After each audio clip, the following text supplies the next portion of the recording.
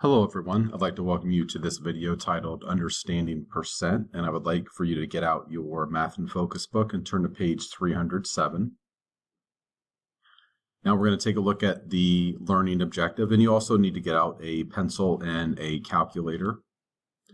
So let's take a look at the learning objective. So we're going to write equivalent fractions, decimals, and percents as we move through lesson 6.1. One important thing that you need to understand is that a percent, right from the beginning, it's important to understand this, percent is written as percentage sign there, which means out of 100. So whenever you're talking about a percent, whenever you see something written as a percent, you can see that symbol right there. It always means out of 100. Okay, so if it's 6%, 6% out of what would be the total? 100% would be the total. Now, I understand that you can get extra credit on tests and things like that, and you think, well, how can I get 105% when percentages are only out of 100? So that's extra credit. That means you're getting more points than what are even on the test, since there's bonus points. So don't get too caught up in that. Just understand that a percent is always written out of 100. I'm sorry, the percentage sign, which means out of 100. So it's important to understand that you can express a comparison such as 45 out of 100 as a fraction ratio or percent. So we can see this 100 grid right here really helps us visualize what this looks like. So a fraction could be 45 squares out of the 100. 45 out of the 100 squares are shaded in, or we could say 45% of the squares are shaded in. Once again, percent means out of 100. Now, it does not mean that there's always going to be 100 units that we're looking at. So I could have 2 pieces to a apple pie, for example, and I can eat 100% of the apple pie, and I'm only eating 2 pieces. So the percent always means 100% is always going to be the total amount of whatever it's being represented. So don't think that percentages always deal with 100 units like we're looking at our 100 grid. This 100 grid is just to help us understand what 45% of something would look like.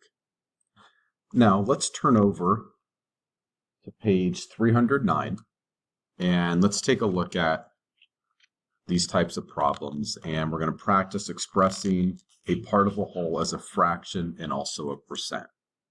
So if we see for number 1, I want you to do this with me, 83 out of the 100 students like to go to the movies. What percent of the students like to go to the movies? So whenever we see something like this, this actually makes finding the percentage a little bit easier. So we can see 83 out of 100.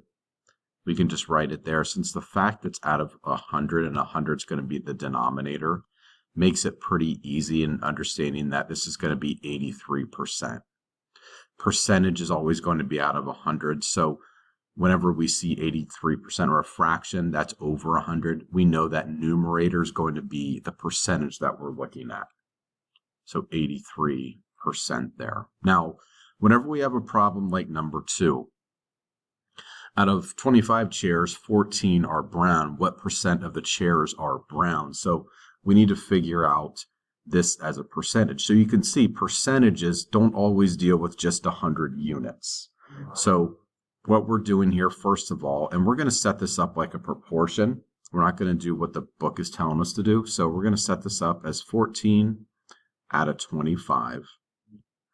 That's going to equal, anytime you're finding a percentage, the total amount is always going to be 100.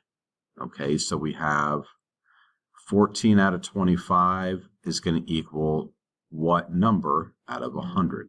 So what we're going to do is cross multiply. We've done this before. 14 times 100. That's going to give me 1,400. And then you take, so you cross multiply, then you take the number that you have not multiplied with, and you're going to divide that 1,400 divided by 25. And that's going to give you 56. So that will represent that 56%. We can write that down there. And then 56% of the chairs are brown. So Once again, you set it up like a fraction, and then from there you set it up as a proportion. Remember, the total amount is always going to be right across from the 100 because a percent always means it's going to be out of 100. So let's do number 3 together. So it says, of the 400 animals in an animal park, 32 were monkeys. What percentage of the animals were monkeys? So we know that 32 out of the 400 were monkeys. So we're going to set this up off to the side. 32 out of 400 is the fraction. Now we got to figure out what percentage of the animals were monkeys. That's going to equal x over 100. Whenever you're setting this up as a proportion, it's important to understand that the total amount that you're dealing with is in line with the 100% there. So again, once we do this, cross multiply 32 times 100. That's going to give me 3,200. And then I divide by the number I have not used yet. So 3,200 divided by 400, that's going to give me 8% of the animals were monkeys. Now, figuring out what percent of the animals were not monkeys, what we do is we take the 100%, because that's always the total amount, whatever it is. So we had 400 represented the total amount here, which represented 100%. You're going to subtract 8 from that. Why 8? Because 8% of the animals were monkeys, and that's going to give us 92%. So 92% of the animals were not monkeys.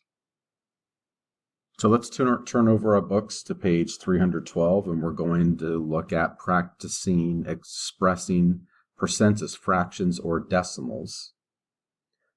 And then it says express each percent as a fraction or a mixed number in simplest form. So just remember the key tip that we've been talking about is that a percent is always going to be over 100. So whenever you take 48% or whatever percent it is and you write it in fraction form, you're just going to write it as 48, let's do this together, over 100. And then we take that 48 over 100 and we're going to simplify that.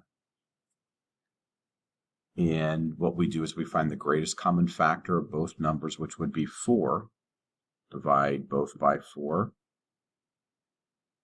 We'll simplify this fraction all the way down to 12/25. So 48% written as a fraction in simplest terms would be 12/25. Let's look at 85%. So what we do is we take that 85, write it as a fraction over 100. Why over 100? Because the percent is always out of 100. And what we'll do now is we will divide by the GCF of both numbers, which is 5. 85 over 100 simplified would be 17/20. Now, number 3 is 108%. Even though it's 108%, still the total amount will be over 100. And what we have now is we're going to make this into a mixed number. 100 into 108 is going to go one time with 8 left over. Denominator stays the same as 100. Whoops, 100 there. And now we're going to simplify this. And that's going to give us 1 2/25 for the answer.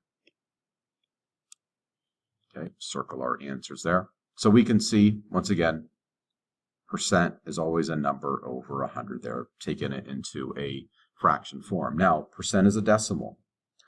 In order to get a percent as a decimal, what you do is take that number and divide it by 100. So since we're dividing it by 100, the basic idea is it's understood that the decimal is always to the right of the ones place.